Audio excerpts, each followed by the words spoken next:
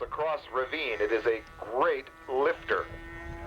Flat bottom airfoil lifting stabilizer. We invite you to keep your eye on that aircraft as a banner deploys which says the Aerobats welcome you, as we certainly do, and we drop the banner on cue. And I'd like to say at this time it is our great pleasure to be flying here at this event today.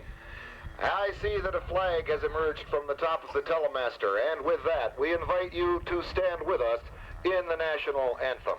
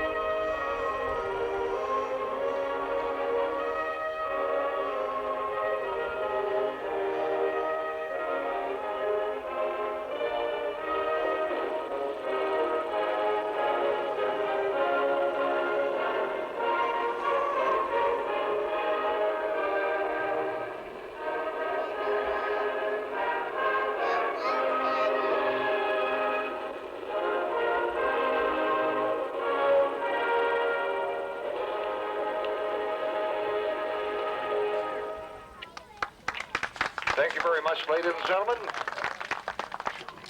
At this time, I'd like to introduce to you the members of the Aerobats of Michigan AMA Air Show team.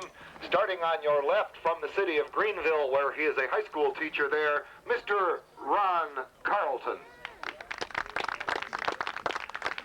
From Sparta, a television transmitter technician for TV 13, the man who has to climb way up on those towers during thunderstorms and replace fuses and so on and so forth. He says no. Chuck Mikowski from the city of Sparta. Also from the city of Sparta, and this person's last name is Mikowski too, and I think this is an incredible coincidence. A student and son of Chuck Mikowski, which explains the coincidence, Mr. Greg Mikowski, modeling for 2 years, 9 years old. From the city of Rockford, which is just above Grand Rapids, works for Michigan Consolidated Gas, Mr. George Skinner, ladies and gentlemen. From Ionia, Michigan, where he has his own business there, modeling for 3 years, Mr. John Swan. And from the city of Grand Rapids, a man whose AMA number is 379, a name well known to several people at this field, Mr. William Wings Whiplash Whitney. All right, Bill. A popular figure wherever he goes, but look what modeling's done to him, folks. It's hard to believe he's 27 years old. From the city of Greenville, a man who has done all sorts of things in his life, a man who believes the grasshopper should be our state bird, Mr. Bob Taylor. And back again to Rockford, just above Grand Rapids, we have the manager of an apartment complex there, a man who's, along with George Skinner, has done a lot of the ground effects that you'll be seeing today, Mr. Rex Bonner, ladies and gentlemen.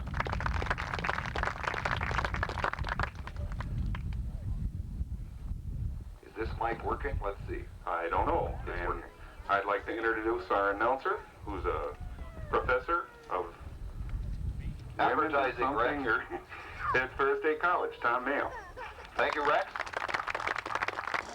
With the lawnmower, and just out of stress, you see for the quarter scale and larger airplanes that are here, I suppose this graph is nice and short, but for some of the small, typical models that we run, the type any Sunday flyer might use, maybe the graph is a little long. So now be careful, Ron. That's a 4-horsepower motor there on that. You don't want that to get away from you. Wait a minute! It's getting away! I knew this would happen. I just wasn't sure when. There it goes. And there it goes, the flying lawnmower. You can imagine the speed that rotor, that cutting blade, has to be turning on the bottom of that mower, folks. Now, the odd thing about this is, as strange and as bizarre as it looks, you will notice its flight is actually quite good, quite graceful. Nice banking turn there shows exactly what I mean. This isn't good flying, you're right. Forward, in case you're interested, by a Super Tiger 90 engine, and he does an axial roll with the thing just to show that it can be done, and then he does one the other direction. Chuck Mikowski built and is flying this contraption. If your grass is unusually tall, I believe he rents this out. There we go, the flying lawnmower. Not actually our guys satisfied with everything in good shape here, or error-worthy, as the case may be. Going for altitude, does this mean we're going to see a long Shabbat followed by a reverse Cuban 8 going into a hi-hat off an Immelman turn?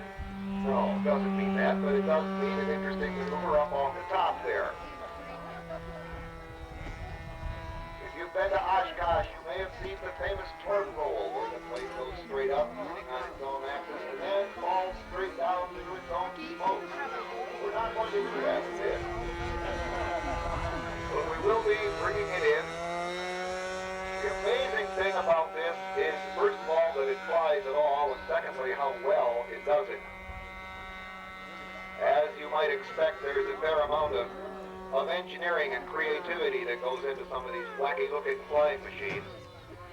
And this one does indeed fly quite smoothly, and it looks like Chuck is setting it up for his landing right now.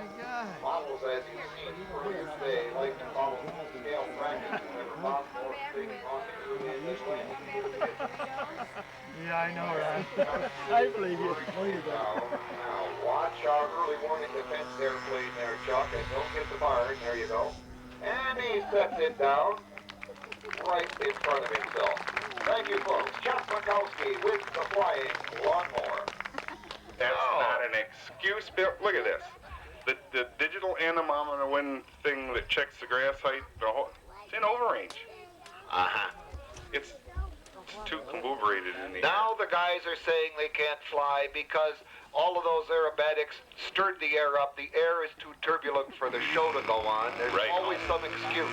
Fortunately, we have a cure for that. We got a cure? We have a cure. Not to worry, Rex. We're going to smooth out the rough air, folks.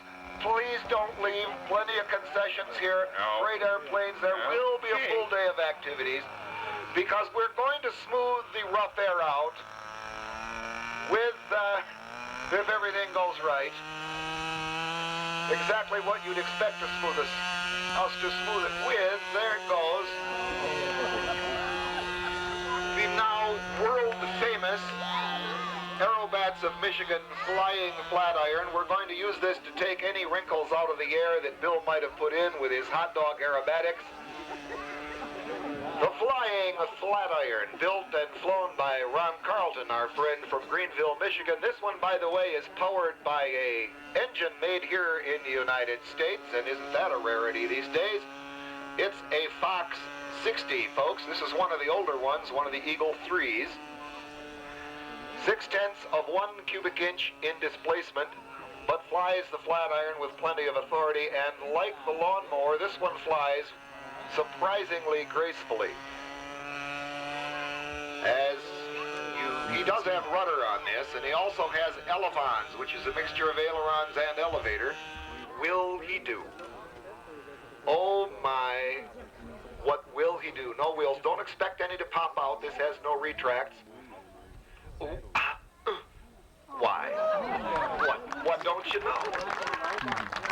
Of the day here, at least as far as our part of the show is concerned, because this is our famous skydiver, Mr. Maxwell House. Ladies and gentlemen, I'd like to introduce him. While I'm still able to. He has gallantly strapped himself to the bottom of that aircraft there. Perhaps you can see his day-glow orange jumpsuit once the airplane turns and comes by. Yes, we're going for altitude. This means that Mr. Maxwell House, our famous parachutist, has decided to make a jump today. Some days he doesn't want to do this. The last show we flew, for example, he did not want to jump, preferring instead to wrap himself around the landing gear. The true artist is like that. You know, they're rather temperamental. Well, I don't know when they're going to drop this, but let's maybe we need a little music here. He's out! There he is.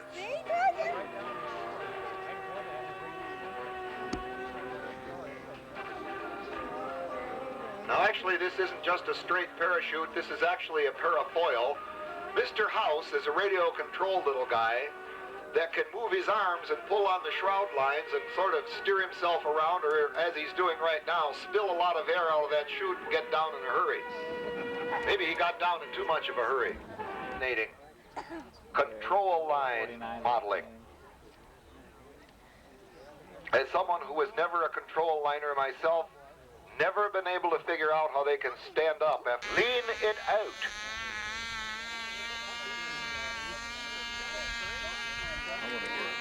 Okay, Grego. Well, there she goes.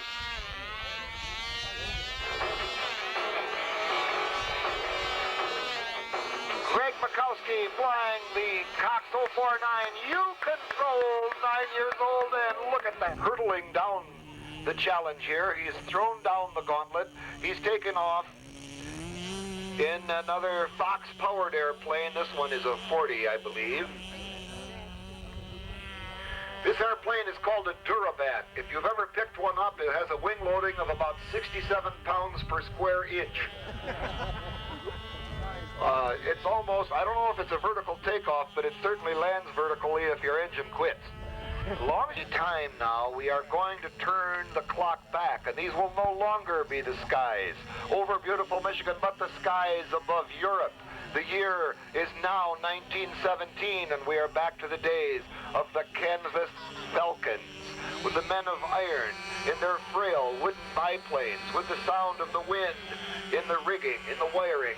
And there goes another Durabat up into the air. This one flown by Chuck Mikowski. And it looks like William Wings Whiplash Whitney is about to get airborne, but he's left his crepe paper streamer behind.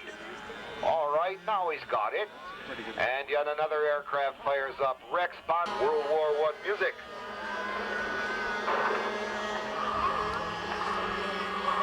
Right now, all I hear is somebody breathing. There it goes.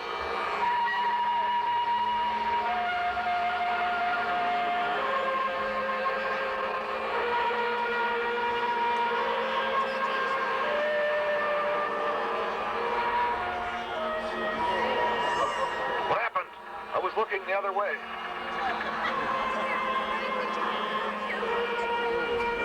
If we got a ribbon cut, it will happen in the wink of an eye, folks. And maybe we got one while I was looking the other way. I'm trying to get us some machine gun fire here.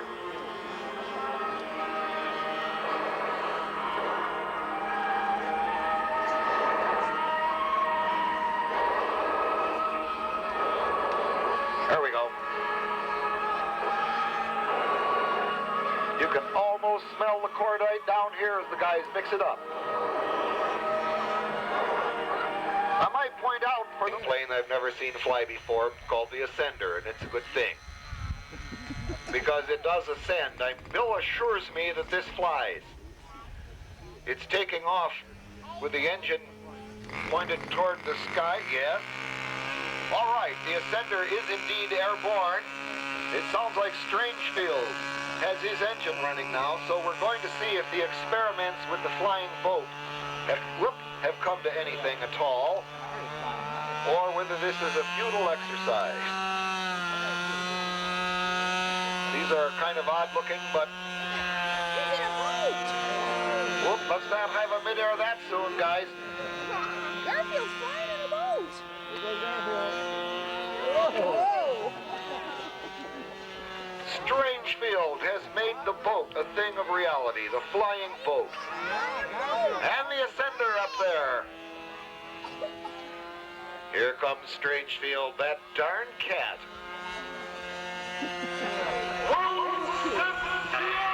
Yes, these things are one step beyond, folks. Just about one step out of sync, too, but there we are.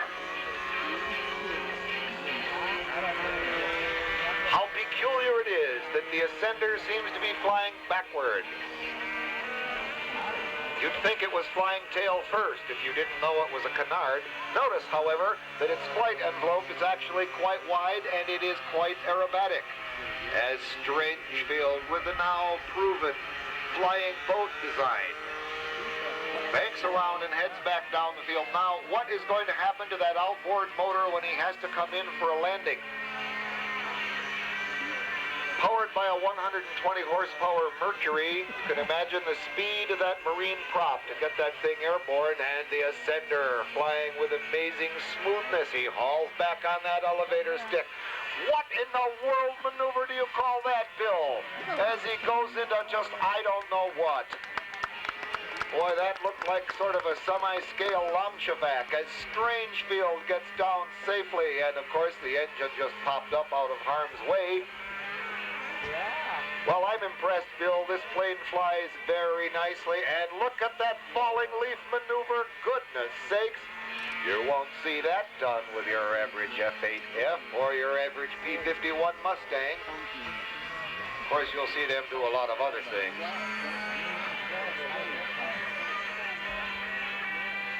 Let's hear one step beyond one more time. There he rolls it inverted, and that is the most peculiar maneuver when it looks like that falling leaf thing coming down.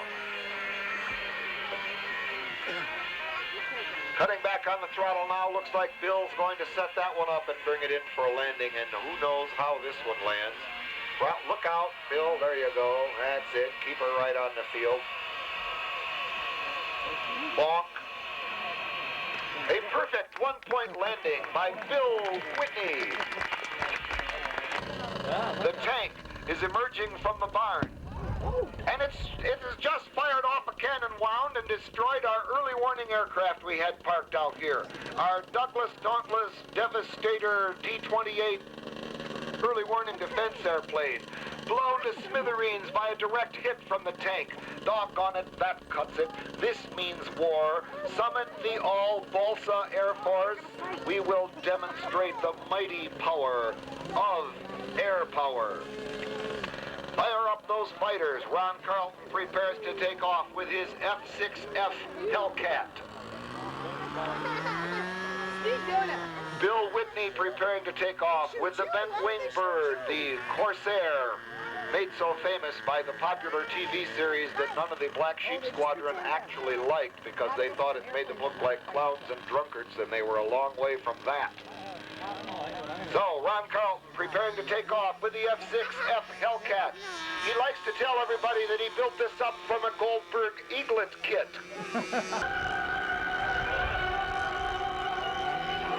The Corsair prepares to add its firepower to this epic tussle about to take place. They're lining up now. They're getting into position. They're orbiting overhead, waiting to come down in a concerted strike. The machine guns fire. The tank shoots back, losing off round after round. And those are tracers, folks. For every one of those you see, there are 15,000 other cannon shells hurtling through the sky. Trust me. The Corsair comes by, and something was hit there. Was it an ammunition dump, perhaps? Maybe some fuel stored near the barn. Here they come. That looks like the Hellcat orbiting up there with the Corsair. They're going to come down together. Here they come. Corsair first, Hellcat second, another hit, another. The bombs are bursting all over the place, but the tank remains intact, able to fight again. Save your ammunition, boys.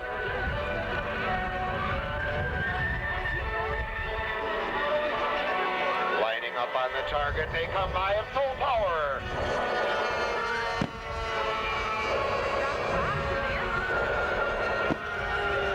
And look at this scale airplane going through.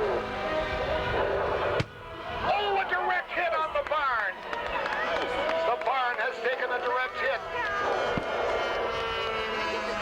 Great. So much for the barn and any ammunition or fuel stored there, but the tank remains a deadly adversary as the Hellcat streams down. And a direct hit on the tank. The turret has flown into the air. The all-Balsa Air Force has carried the day. Air power prevails as Wings Whiplash does a victory roll to celebrate. Yes, as destiny held its breath, the forces of good prevailed once again. We can all sleep safely in our bed this evening, folks. Maybe even in our beds. Who knows? Safely this evening as air power has carried the day. Oh, never before in the history of human combat was so much owed by so many to such small airplanes.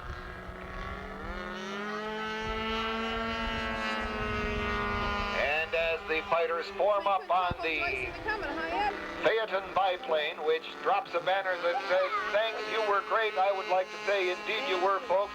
It was a great pleasure for us to be a small part of this event today.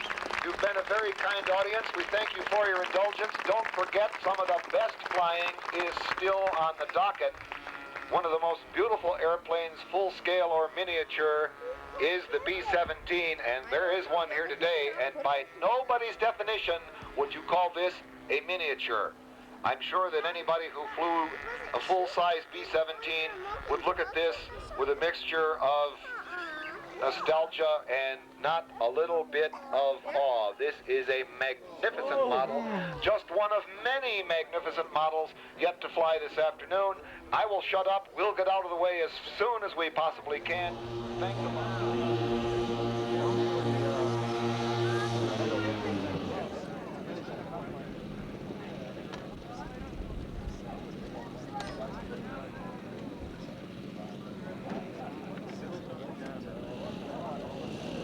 B-17, 76 pounds with a 13-foot wingspan.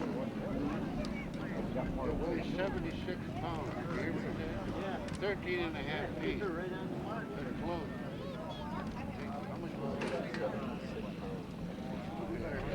That's brain, guys. You're gonna make it.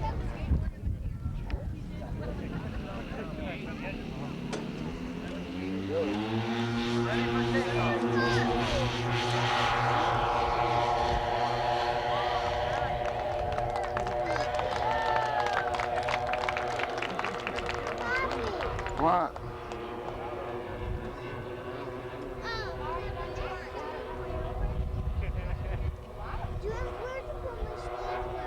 It's under Mama's chair.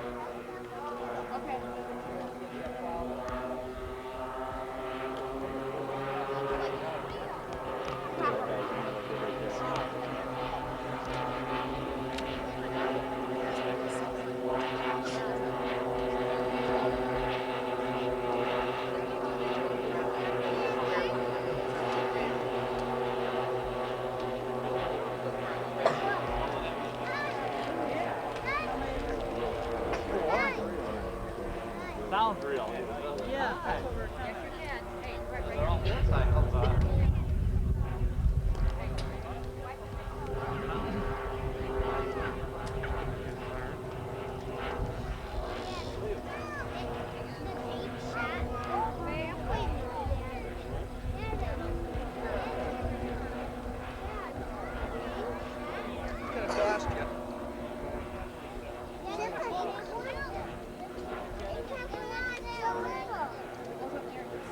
Double air shoulder.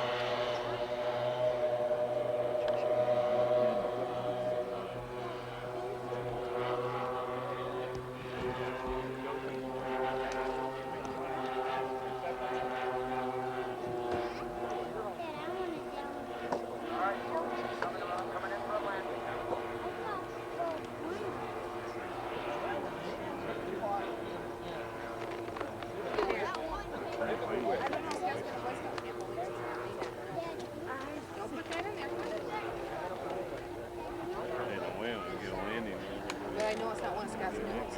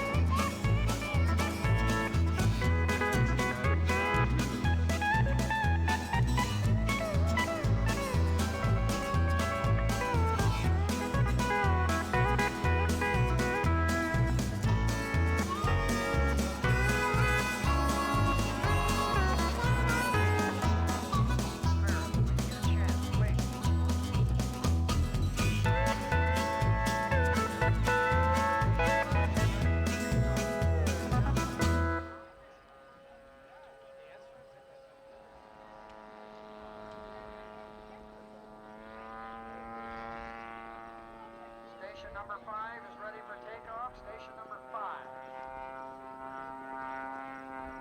Aborted.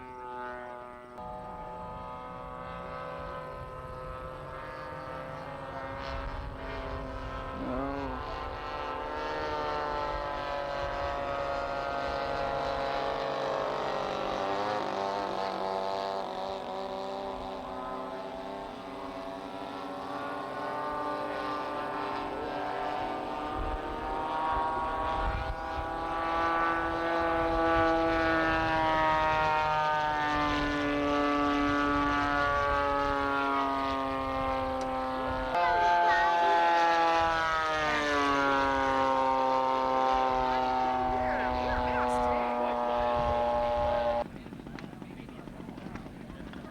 Station number 5, Richard Jabry from Warren, Michigan with a laser. Ready for takeoff.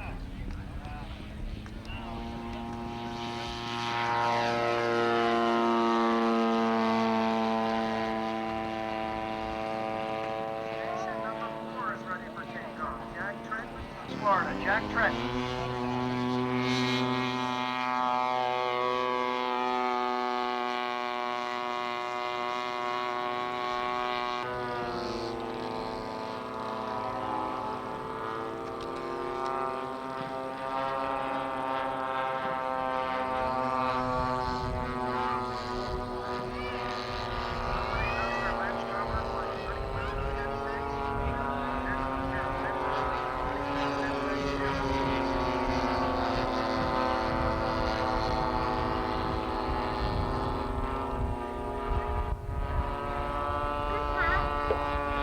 Hi.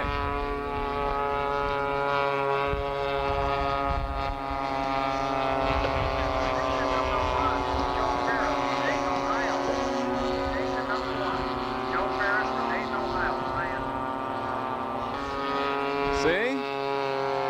Look at that.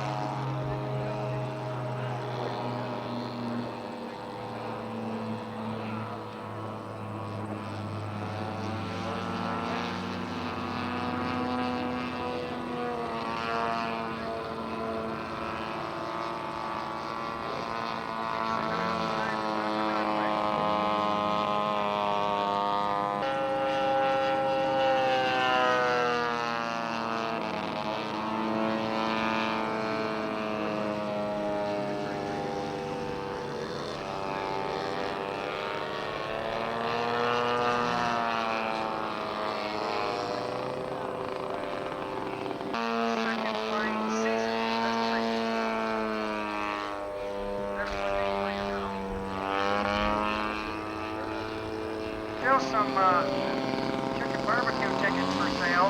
We're having a chicken barbecue here, 4 to 6. $5 a piece, still some left. Station number 4 is coming in.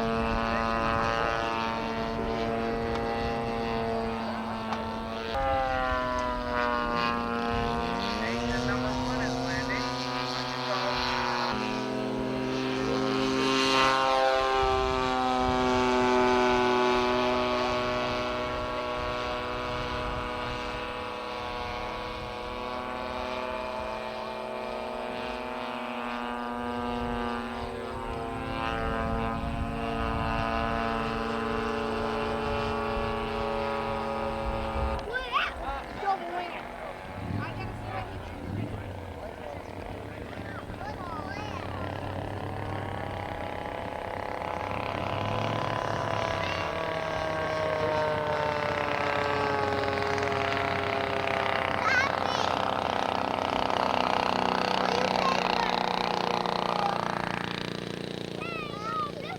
What?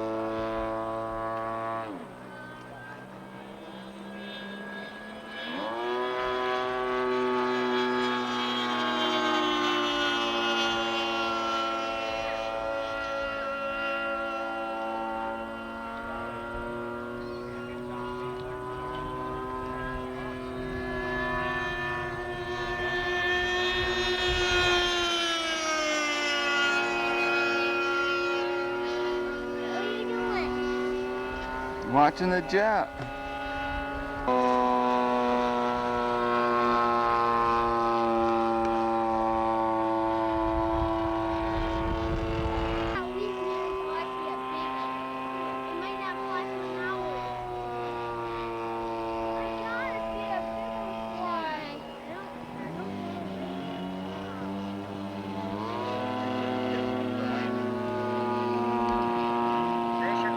Coming in, station 4, coming down. Oh, beautiful white.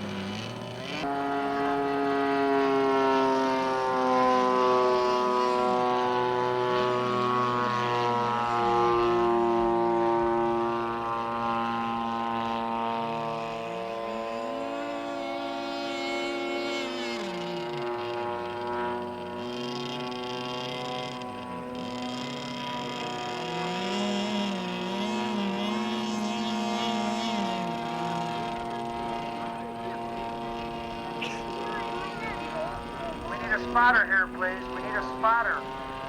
Where are they?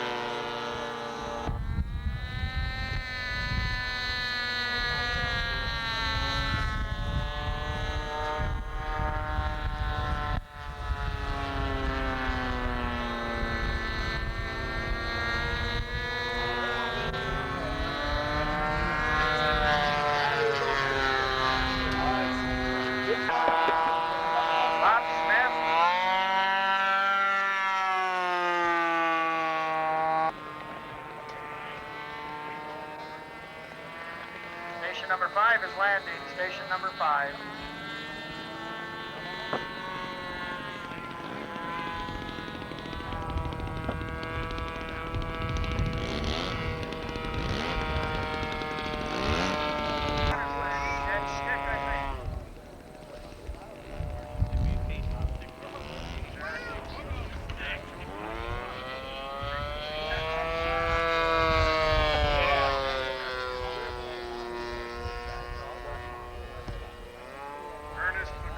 Ernest McCall, station, frequency 28 is available. Ernest McCall, frequency 28.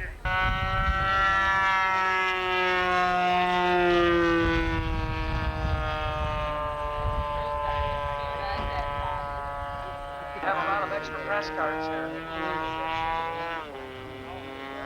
Which field do I want?